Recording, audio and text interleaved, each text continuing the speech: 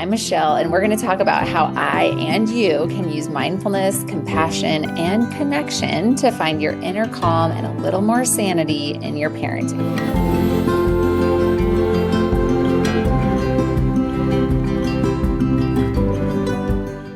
Why am I still yelling even though I'm making changes? Hi, I'm Michelle. I help parents who want to parent peacefully, to foster strong relationships with their children, and at times find it very, very hard.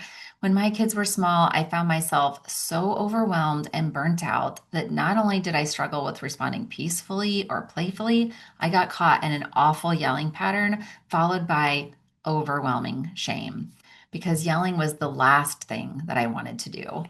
Now, let's talk about how I and you can use the science of mindfulness and self compassion to find your inner calm and a little more sanity in your parenting. So, why am I still yelling even though I'm making changes? So, you're not alone. It's really normal to be working really hard on yelling less, working on your nervous system and regulating your nervous system and learning how to do regulate your nervous system and still yell more than you would like to yell and still lose it and get hooked and triggered. All of these things are normal and you're human. And I also know it's painful. It is really painful, especially when you're making such a strong, concerted effort and you're not alone. You are 100% not alone. Change for me certainly did not happen overnight. I distinctly remember being in our previous house and my kids were quite young, and I was reading Dr. Laura Markham's work. And one of the things that she says is like, don't give your children a chart, a behavior chart. That doesn't work so well. But hey, you could give a behavior chart to yourself, which I really love this idea because it's kind of like a way to illustrate to parents how unfortunately counterproductive those behavior charts can be sometimes. So it's quite a good example. So anyhow, I'm like, okay, I'll make myself a behavior chart, and it was classic, like a calendar, and the goal was to get, I don't know, a smiley face if I didn't yell that day, and an X if I did yell that day. And I'm very sad to tell you that I did not get a lot of smiley faces and I got a lot of X's and it felt really crappy and I hated it. And you know what? It didn't help me yell less. I already wanted to yell less more than anything in the world. And this behavior chart helped me zero. If anything, it only made me feel worse. It only highlighted there on the refrigerator how I was failing and not meeting my goals. The thing is, deep change in our behaviors and our feel and our thoughts and our emotions, it takes time. It takes time to integrate the things that we are learning. It takes time to integrate new things that we're trying. It takes time to break habits, right? I can't remember who said it, but some very wise doctor said neurons that wire together fire together. And essentially that means high stress, yell. That got wired together. High stress, yell. High stress, yell.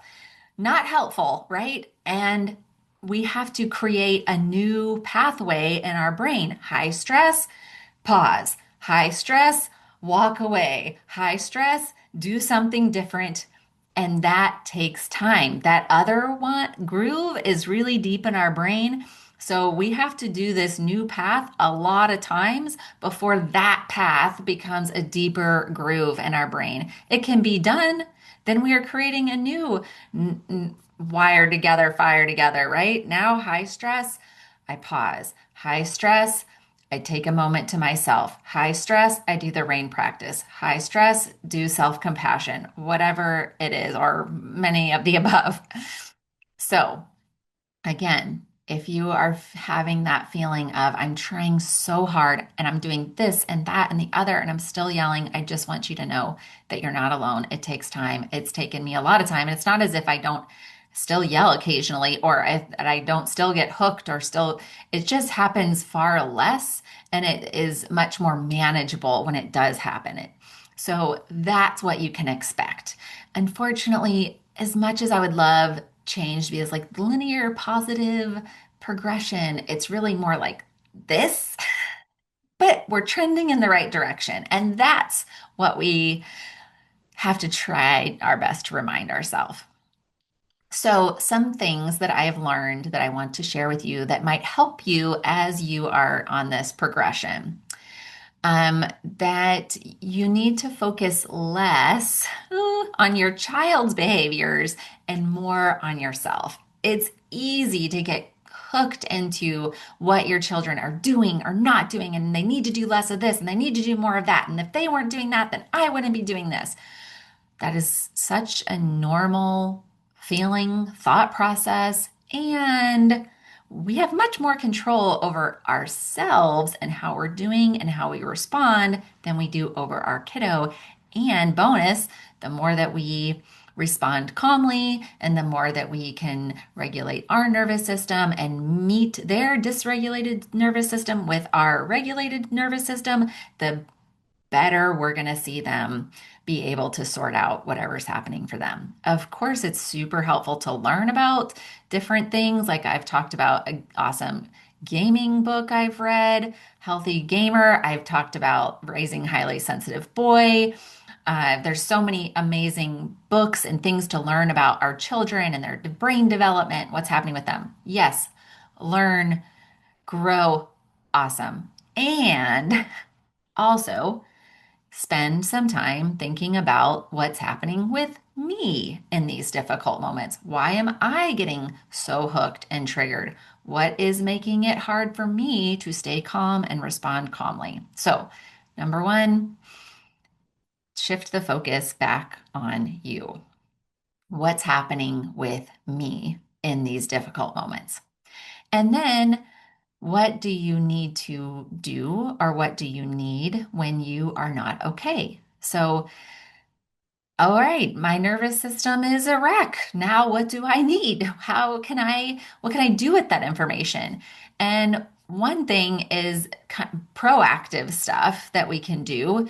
So we can proactively get support and have, again, you'll hear me say this over and over again, all those different kinds of support. It could be friend, family, it could be a listening partner, it could be a hand-in-hand parenting coach, it could be a family therapist, it could be a personal individual therapist. There's so many different kinds of support available, and not all of them are highly expensive. Some of them are free, and some of them are much more moderately, priced. But there's lots of different kinds of support. So, proactive ways to kind of regulate our nervous system, get support. Sleep. Yes, I know. We all know we need to get more sleep. Maybe you're getting enough sleep. Awesome. And if you're not, that can be like maybe one of the things that you want to focus on. I wouldn't focus on all of these, by the way. I would just choose the one, maybe the one that's the lowest hanging fruit, the one that you think you're most likely to follow through with, whatever it is, because they're all helpful for our nervous system.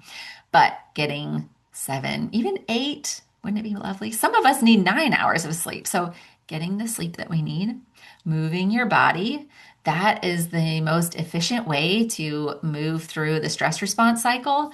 And I've done previous episodes on the stress response cycle, so check those out. The book Burnout by Emily and Amelia Nagoski has lots of stuff on that. So check those out, but moving your body. Another is meditation, which brings mindfulness into our everyday life. Sitting on a cushion for half an hour in a vacuum isn't very helpful.